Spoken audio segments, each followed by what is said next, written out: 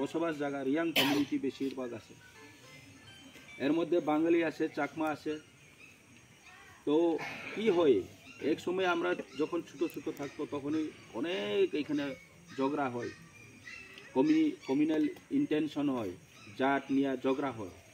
তো এখন তো আমাদের এখানে কাঞ্চনপুরে কোনো এইরকম হয়েছে না। মানে কয়েক বছর আগে একটা মাত্র কথা রেস হয়েছে, মিজো কনভেনশনরা রিয়াং শরণার্থী যারা আমাদের রিয়াং ভাইরা যে মিজোরাম থেকে আগত তাদেরকে এখানে সরাইবার জন্য একটাই হয়েছে। তবে তারাও তো মানুষ, তারাও তো একসময় ত্রিপুরার মানুষ। অ্যাকচুয়ালি তারা মিজোরামে গেছে কারণটা তাদের জায়গা জমিন আসছিল এটা দম্বুরে।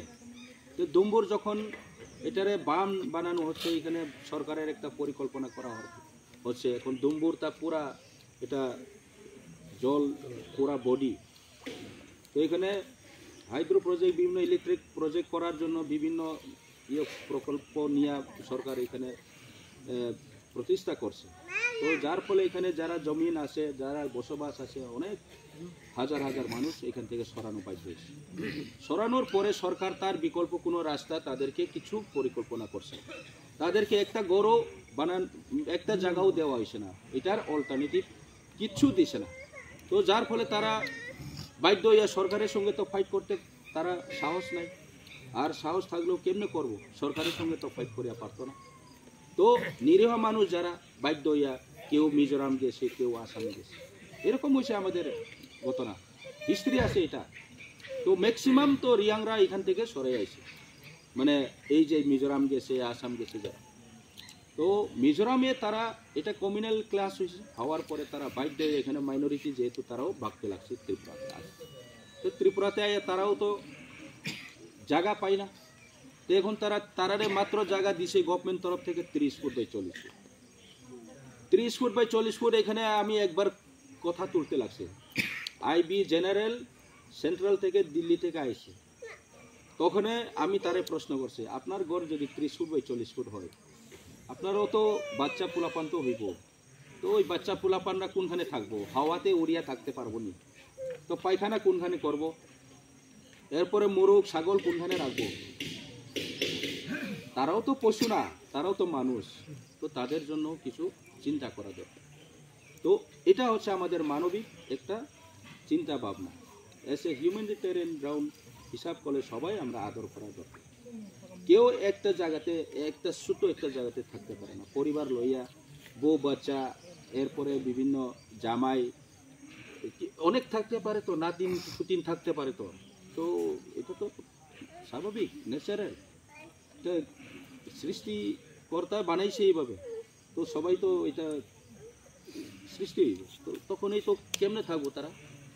এখনো তো তাদের ফিউচার নাই কিন্তু। তো তার দাদা হিরালালদা মহাশয় ওনাকেও আসলে তার সঙ্গে আমার আবার দাদা থানসাংদা ওনাকেও আসলে। আপনার নাম প্রথম বলেন। আমার নাম জুলিয়াস ত্রিপুরা। আচ্ছা, এই ত্রিপুরা মঠাতে কি নিয়ে যোগদান করছে একটু বলেন। দেখেন, ভারতের মধ্যে সংবিধানে আছে যার অধিকার যে কোনো দলে যোগ নিতে পারে বা যে কোনো সংগঠনে সামিল হইতে পারে। আমাদের সবার অধিকার আছে, এটা আমাদের ভারতবর্ষর নাগরিক হিসাবে আমাদের সব দলে আমরা যোগ দিতে পারি। আমি ত্রিপুরা মথা এসেছি যে শৃঙ্খলা এবং নীতি আদর্শ এইসবগুলি ভালো মনে করছি, এমন দেখছি, আমার নিজের চোখেও দেখেছি, অনেকটি দেখেছি। বিজেপিতে দেখেছি এমনভাবে কিছুই নাই, শুধু ওরা ধর্ম প্রচার, ধর্ম নিয়ে ব্যস্ত। ওরা হচ্ছে ধর্মর নিন্দা করে ওরা, আর কিছুই জানে না। ওরা স্টেজেও বলতে পারে ডাইরেক্ট ধর্মর ব্যাপারে। ওরা রাজনীতি করার এসেছে না ধর্মর প্রচার রাজনীতি করাতে এসেছে, তা আমি বুঝতে পারিনি। তাই আমি অনেক দুঃখিত এবং বঞ্চিতও আছি। ওদের নীতি আদর্শগুলা, এমনি তো ওরা বলে বিজেপির নীতি আদর্শগুলা অন্যরকম এই ভারতবর্ষতে, কিন্তু দেখেছি, আমি নিজে 7 বছর করে দেখেছি, ওদের নীতি আদর্শ শুধু স্বার্থ, তাদের নীতি আদর্শ হচ্ছে শুধু স্বার্থ নিয়ে ব্যস্ত তারা। তাই আমি স্বার্থ নিয়ে কাজ করতে পারি না, আমার ধর্মই বলে না এইসব। তাই আমরা একটা সিদ্ধান্ত করেছি যে আমরা তীব্রমথা দলকে আমরা বহন করে আমরা তীব্রমথা দলে সামিল হব। আমাদের প্রদ্যুৎ কিশোরকে একটা উপহার দেওয়ার জন্য আমরা একটা বৈঠক করে এই সিদ্ধান্তটা নিয়ে আমরা আজকে তীব্রমথাতে এসেছি।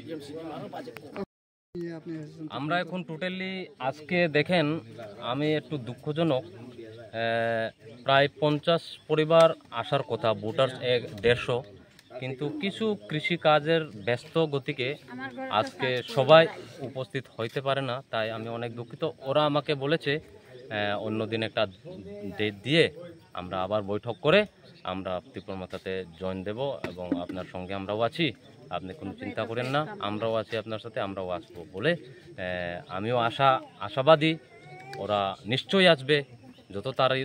যত তাড়াতাড়ি হতে পারে ওরা নিশ্চয়ই আসবে, ওরাও রেডি আমি যতটুকু বুঝি।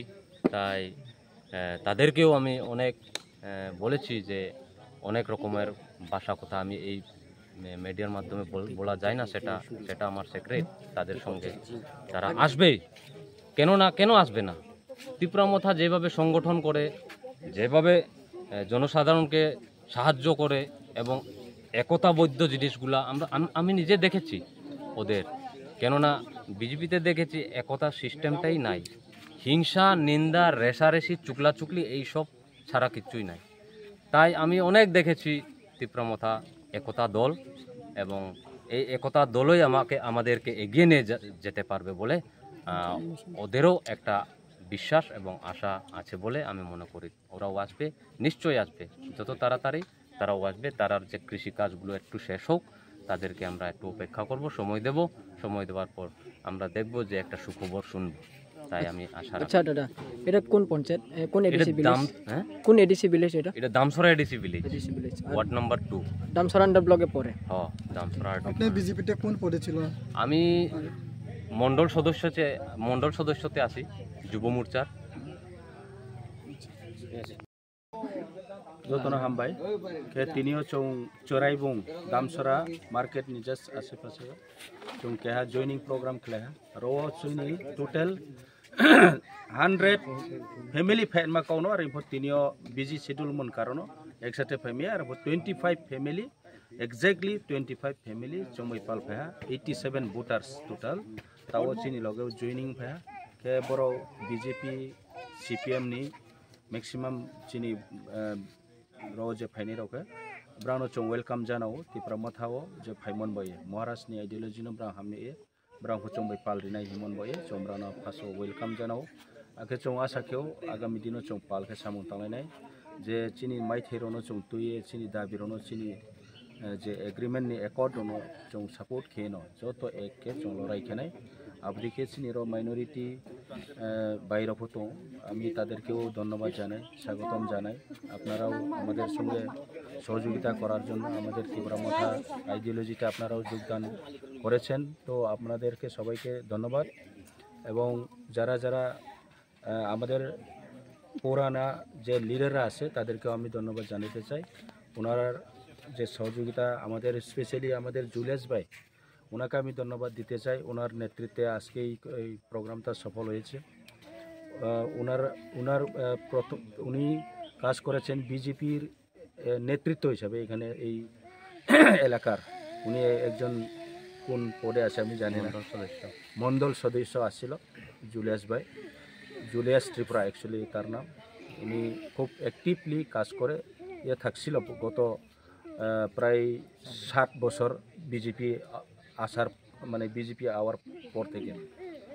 তো আজকে উনিও বিজেপির যে কার্যকর্তা মানে কাজকর্ম ঠিকভাবে তারা মানে ভালো মানে দেখতেছে না, ভালোভাবে তারা কাজ করছে এইভাবে মানে দেখতে পারছে না, তার জন্য উনিও স্যাটিসফ্যাকশন না।